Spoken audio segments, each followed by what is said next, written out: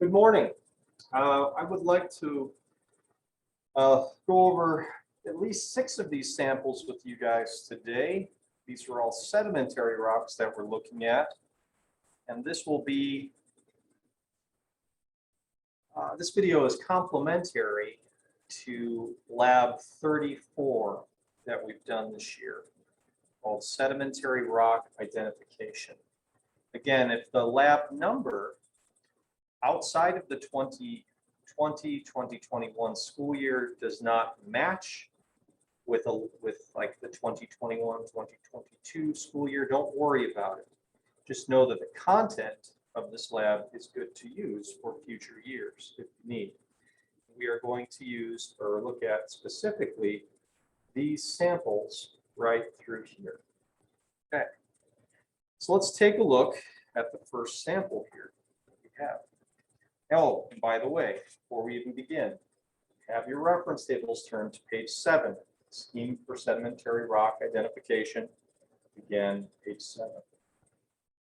So have that off to the side. So let's look at the first sample. I see clearly this is a dark colored rock. So whatever minerals make it up, dark. So I'm going to turn on my light so we can see some of the texture. You can also see that there's some clear sedimentary layering here. Again, following the principle of what was mentioned in class, the principle of original horizontality. See that all sediments are originally laid down in horizontal layers, either from erosion by water or erosion by wind. And you can also have some erosion by glaciers that will layer rock, but because of the fact that glaciers do not sort sediment well, you don't typically see the same size sediments throughout the composition of the rock.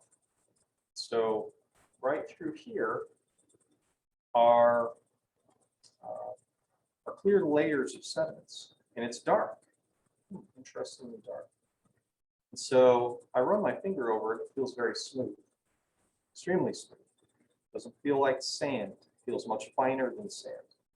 And so I would dare say that this is a clastic igneous rock, not crystalline, because I don't see any crystals, but I see this as clastic. Very smooth, so that means the clasts or particles that make up this rock are very small. So let's go to my chart. So I've identified it as clastic. Let me turn off the light here so you guys can see.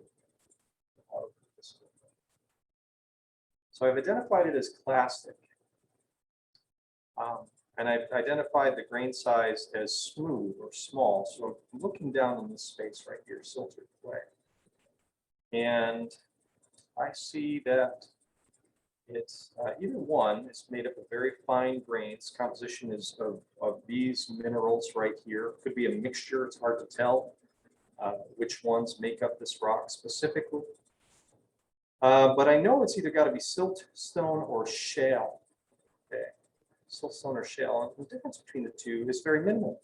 Siltstone is a little rougher than shale would be. Because shale is made of clay, whereas siltstone is made of a larger particle, but not much larger, called silt. So let's look and see. Sample again. Auto focusing in, turning the light back on. See that it looks like it breaks off in layers. It's very smooth. You can see spots where the rock is broken off before. So I'm going to call this piece, I'm going to call this rock shale. Now, another piece of shale is right here. See it? Looks like it's broken off in a very thin, flat, relatively flat layer from whatever its parent rock was. Its parent rock could have been something like this, much bigger. A smaller piece breaks off in a flat manner. That's called fissile texture. So this is a piece of shale, very, very smooth. Interesting. This shale is actually called bituminous shale because it's so dark in color. And it's typically found in between Coal beds. And sometimes you'll find this even in Western New York, kind of feeling almost oily because of its close proximity to natural gas or coal within the ground. So that's shale. The next, semi-similar to the shale we just handled, but it's rougher. It's a little rougher. Still pretty smooth. Plastic, definitely made of small grains, but a little bit bigger. Looks like it's got some layering here, but it doesn't quite break off in those thin sheets. It doesn't look like this. It's kind of more uniform, a little more rock-like, a little more unified, lacking that thistle texture. So this one right here, if I look to the chart, again, it's a little rougher than the shale that we just looked at. So I would say that the clast size or the grain size has gone up. And if I look here across, still very fine grain, it's probably siltstone. Okay, composition, I'm still not quite positive. Could have a mixture of quartz and feldspar and clay-derived minerals, which can be abundant and very diverse. It's hard to know what minerals are in a piece of shale or in a piece of siltstone because the grain size is so incredibly small. We can't make those individual grains out with our natural eye, and hardly even with the aid of a microscope as to what they are specifically. So this again is a piece of siltstone, sample number 2. Sample number 3 here is my favorite sedimentary rock because it's so clear as to what it is. This is a clastic sedimentary rock without question, because you see all of the different pebbles and little rock fragments throughout the matrix of the rock, embedded within the rock itself. So this rock would be nothing without the pebbles that make it up that have all been compacted and cemented together after being buried over a long stretch of time. So this rock, I instantly know what it is. It's definitively plastic. I see some little quartz pebbles inside of here, like pieces of a larger piece of quartz, but I wouldn't call this crystalline. I would call this plastic, and I would call it a conglomerate. Now, why not a breccia? Why a conglomerate? Because both are made up of fragments of rocks. Well, let's take a look at it again. These two little fragments right here are fairly round. And I know breccias do not have round fragments, but have angular fragments more abundantly found angular fragments than conglomerate, as the map symbol here states. So because I see more rounded fragments and angular fragments here, I would call this a conglomerate. Again, its texture is plastic, and its composition is diverse. Many different rocks, many different minerals found within this sample. So this is sample number 3, conglomerate. Sample number 4 here that we'll look at is one of my other most favorites. As far as what we can do with it, and where you have to go to find one, is probably makes it my most favorite. So I misspoke. This is my favorite sedimentary rock. So this sample most likely came from the southern U.S., maybe even as south as you can go, as far as the continental U.S. goes. And that would be like South Florida. So it looks like, if you can see closely here, it's made up of a variety of cemented, compacted, and cemented shell fragments. Interesting. And I know seashells are made up of predominantly calcium carbonate, which is the composition of calcite. So if I present the sample with acid, it should bubble.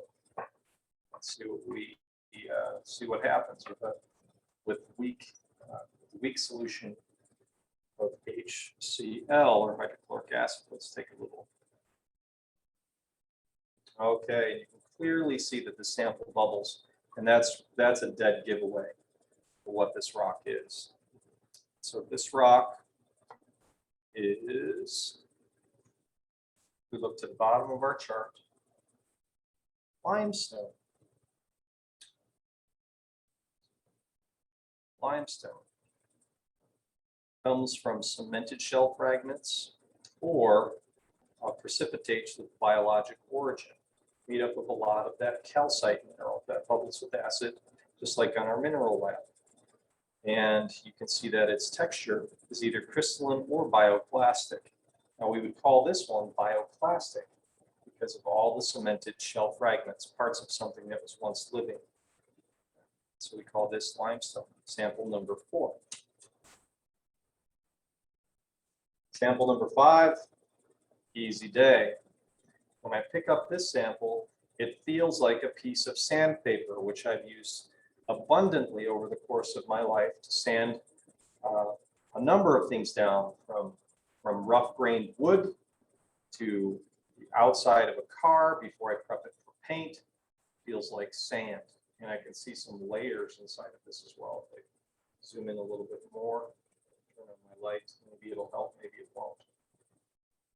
And you can see some clear sedimentary layers. It also looks quite red in color. I'll turn the light off, actually.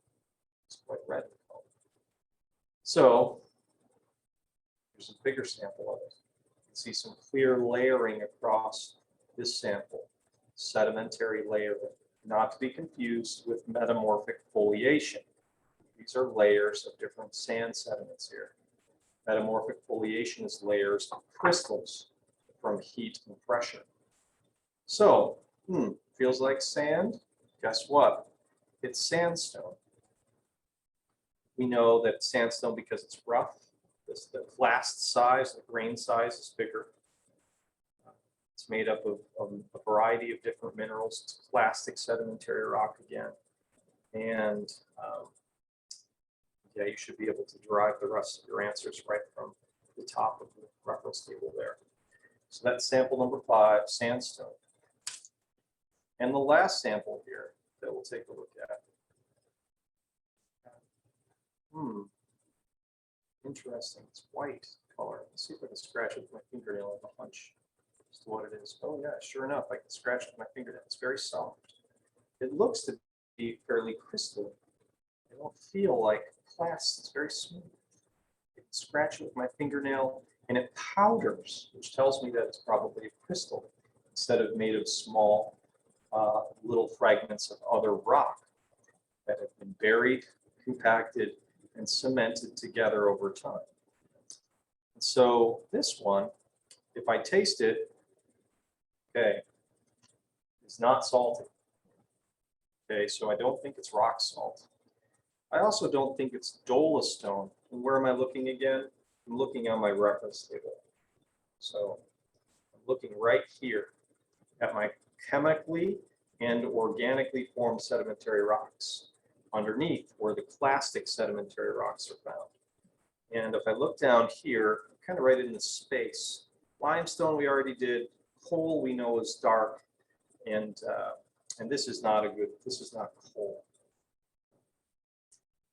Dolostone is typically gray too.